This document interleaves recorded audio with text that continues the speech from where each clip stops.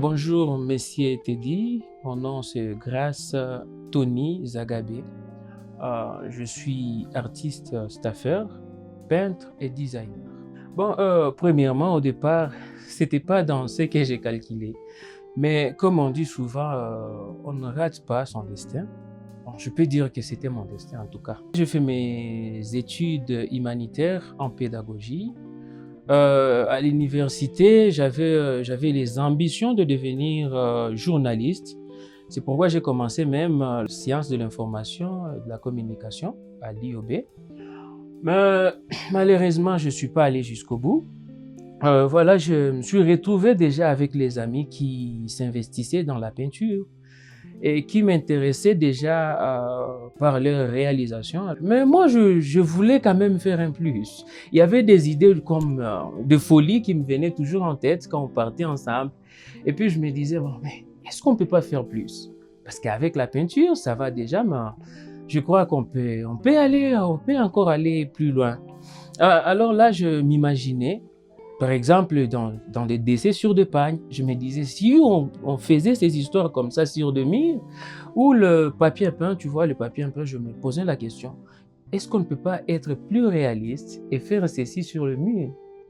Alors, avec des questions comme ça a poussé beaucoup ma curiosité, mon esprit de recherche, jusqu'au point que j'ai rencontré d'autres personnes qui sont à Kigali déjà. Ils étaient d'accord déjà avec ce qu'ils voyaient et avec mes capacités que j'avais déjà acquises avec mes amis d'ici au Congo.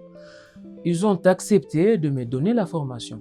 J'ai fait des formations. Après mes formations, je commençais déjà avec les stages dans des entreprises, là même à Kigali. Nous avons présenté notre premier projet et gloire à Dieu, ça a passé. Voilà, on est là. Ma fierté, premièrement, c'est d'être d'abord accepté par le public. Euh, de- en fait, tu peux aimer une chose, hein? Tu te dis qu'en tout cas, j'aime beaucoup me lancer dans cette histoire. Mais tu fais, il n'y a pas de résultat. Donc, tu n'es même pas bien accueilli sur le terrain et tu n'as pas de rentabilité. Mais moi, pour moi, le plus, le bonheur, c'est pas avoir beaucoup de rentabilité, mais être accueilli d'abord sur le terrain. Et heureusement, partout, on essaie de faire mieux. Les gens nous accueillent tel qu'on voulait qu'on nous accueille. Même si ce n'est pas encore plus rentable, mais déjà, le fait d'être accepté sur le terrain, ça suffit. Je peux pas parler de mon parcours artistique sans mentionner le nom d'un grand monsieur qu'on appelle Abbas. Lui, je crois, il est le premier qui m'a donné les premières inspirations. Et d'ailleurs, quand je lui ai rencontré, peut-être lui, il ne pensait pas qu'il aurait formé un élève qui sera peut-être demain comme je suis devenu aujourd'hui. Je suis aussi parmi les rangs de formateurs, c'est déjà un pas. Euh, Aussi, j'ai à travailler avec beaucoup de gens ici à Bukavu, comme l'ingénieur Nathan, l'ingénieur Alex. Voilà. Nous voulons favoriser d'abord, ici chez nous, cet esprit-là de créativité. C'est la première des choses. Donc, nous retrouver à un niveau où une chose quitte dans l'art et on dit que ceci est venu de Bukavu. Toute chose qui arrive artistiquement, on dit que c'est venu de quelque part, c'est venu de telle part ou telle part, en dehors de Bukavu. Au moment où ici, nous avons des jeunes qui sont capables de penser, nous avons les gens qui ont des fortes capacités en penser, et qui peuvent créer des choses, mais il y a cette crainte qui te dit, en fait, si tu fais ça, les gens vont mal interpréter ce que tu fais, ou ils vont accueillir ça en petit, ou soit tu vas paraître comme un fou, au moment où c'est pas comme ça.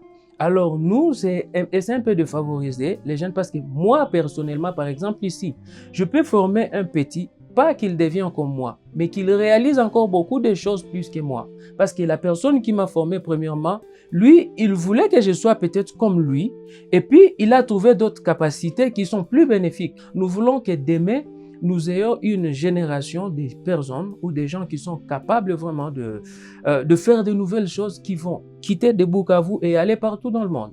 Denota, c'est une maison de production que moi personnellement j'apprécie beaucoup par leur courage, leur savoir-faire de chercher dans le couche de la population, savoir où se cachent des talents, de vrais talents. Parce que les gens qui passent souvent chez Denota, ce sont des talents qui sont presque oubliés par les autres, mais ils savent fouiner dans le fin fond de la population et savoir qu'est-ce qu'ils peuvent mettre en valeur. Des gens là, à partir de cette vidéo, cette opportunité que vous m'avez donnée aujourd'hui, j'ai ce pouvoir-là d'atteindre plus d'une personne et de leur prouver qui je suis.